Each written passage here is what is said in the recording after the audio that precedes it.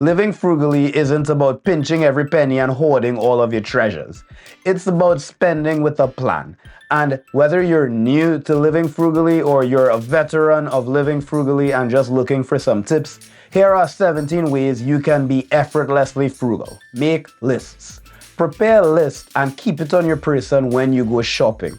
This way, you'll avoid all of the aimless wandering and browsing that can eventually lead to impulse buys. And having a list to refer to can especially be useful when you come across a sales rack. Disconnect your card from online merchants. Remove your card information from sites that you regularly shop on or apps that you regularly use. This can help you avoid a lot of those small recurring $1 to $5 purchases that we don't really notice. Things like in-app purchases that we really otherwise would not pay for, we do because the information is already saved. Removing this could save you a lot of impulse and accidental spending. Don't go shopping hungry. A hungry person walking into a grocery store is the same as an alcoholic walking into a bar. They'll never know when they've had enough. Studies show that hungry shoppers spend on average 64% more, even on non-food related shopping, than non-hungry consumers. Leave your wallet in the car when you go window shopping. A friend asked me to go to a second-hand electronics store with him not too long ago, and once we got in there, he wanted to grab something, but he kept pressuring me to buy something I mentioned that I liked. Eventually, I caved and I did buy the item, but I was so angry after, with myself especially, because I allowed myself to be pressured into buying something when I didn't go into the store with the intention to do any shopping whatsoever. What I learned from that was it's best to just leave my finances inaccessible when someone asks me to go shopping with them. If you just say, I don't have any cash on me, I have no money on me, everything is in the car, people leave you alone. Number 5, create buy later carts. On your most frequent online shopping site, create a buy later bin so that whenever you're browsing and you come across something that's a really good deal, you can drag it onto the buy later bin rather than adding it to your checkout cart, because that little bit of friction in between can prevent a lot of impulse buying.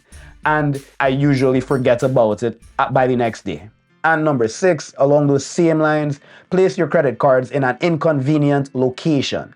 Putting your cards somewhere inconvenient to get to, such as the back of your closet inside of a bag you don't regularly use, that can add enough of a challenge that you don't feel persuaded to buy things that would require you to put in much effort. If you're not willing to go to the back of your closet to pull out your credit card and pay for something, then you probably don't want that thing enough to begin with. Number 7, give yourself a weekly cash allowance. Pick a dollar amount that you think you'll be able to survive a week on and give yourself that in cash and leave all of your cards at home during that week. People have been shown to spend 12 to 18% more per transaction when using cards as compared to cash. And there's a lot of benefits to using cash. Number 1, you'll have a lot more awareness of what it actually costs to survive a week as yourself.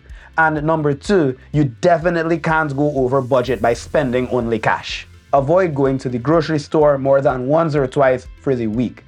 Avoid going to the grocery store every time you run out of something, because number 1, this is just disorganized spending and it's pretty bad for your budget. But number 2, it means you're spending a lot more time in the grocery store, browsing the grocery store, and leaves you vulnerable to a lot of impulse buys and those reactionary buys right before you cash out at the counter. And another way to be frugal effortlessly is to try number 9, shopping when you're in a hurry. I find that whenever I'm in a rush or I have a time crunch, I just get in, get what's on my list, and get out as quickly as possible.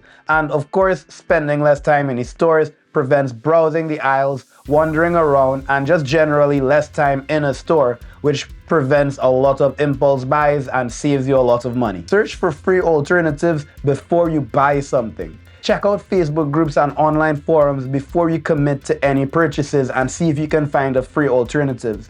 Also, if you're looking for something digitally, like an application, you can search around and see if you find freebies online before you commit to something like a subscription-based model for monthly payments. I have no more fingers. 11. This is how they count in Japan. So it's like 1, 2, 3, 4, 5, 6, 7, 8, 9, 10. And then 11. Okay, this is number 11. Do your shopping at yellow sticker times. Many stores around the world have times when they mark down prices on things that are either about to expire or not selling as well as the owner thought it would have sold. And you can get some really great deals at this time, especially on meats, vegetables, and even pre-cooked meals. And you can buy these during the yellow sticker times, which is how they indicate the discounted price, and simply freeze them or eat them right away. But you get really great deals, and planning your regular grocery shopping around this gives you access to those as well as getting your regular shopping done. And if you're watching these videos with the intention to use the information, but you know that usually the habits don't stick and you find yourself back at bad spending habits, losing track of your spending each month and struggling to save consistently, or worse, getting back into debt quickly once you get out of it, then I suggest you check out Project 1200 linked below. And I kid you not, I feel stupid about the amount of value I'm packing into this project, genuinely, but I'm doing it because the people I'm serving are me just 5 or 6 years ago, and I know the stress that you're under.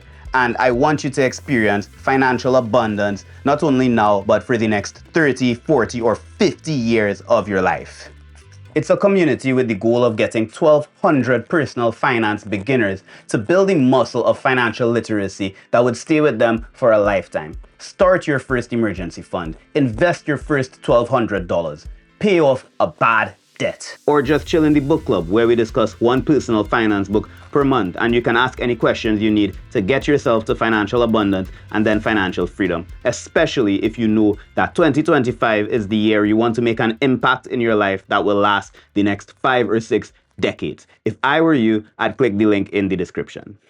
Number 12, pre-cook your meals. Especially if you're a person that goes to work in an office, you probably get moods where you want to eat something based on your mood, and because you're outside, it's a bit more costly and it really is just an impulse buy. But if you have a meal already prepared with you, you'll feel a sense of loss aversion. You'll feel a sense of wasting the food that you've brought. Number 13, use a debit card with overdraft turned off. Contact your bank and have them turn off the overdraft function on your card if you do have access to that, because using a debit card, one of the biggest benefits you have is that you cannot spend more than you have in an account. And especially if you have the guardrails up, which is limiting the overdraft, you never have to worry about blowing more money than you have and going into debt. But what it does mean is that you have to be a lot more conscious about what you're swiping on. And this causes you to think a lot more before swiping your card, because it's embarrassing to anyone to be in a busy line and have your card declined. Automate your savings. Set up your bank account so that you automatically deposit money every time your paycheck hits your account into a separate account for your savings. This way, you never have to think about if you're building up a sense of security or a safety net, and at the same time, you won't be able to rationalize spending on non-essential things with money that you could have just had in your savings. Cut back on alcohol on nights out. The average American spends $85.79 on a single night out, and this is no doubt due to the loosened inhibitions that you get as a result of consuming more alcohol. Add to that the cost of food after drinking alcohol, the amount of free drinks you maybe give to people when you're in a jolly mood, and then add to that something that wasn't considered, the cost of food during your hangover. Because if you're anything like me, you're gonna go buy something. So cutting back could literally save you thousands of dollars a year. Think about how much time it costs you to purchase a particular item. Consider before you make any purchases, if you were to just flat out trade the amount of time you were working for the item in exchange and it had no money changing hands. That would mean, for example, if you're making $15 an hour and you come across a vacuum cleaner for $465, granted, it's the god of all god tier vacuum cleaners, would you be willing to trade 31 hours of work time to directly get the vacuum cleaner, as opposed to any money exchanging anywhere?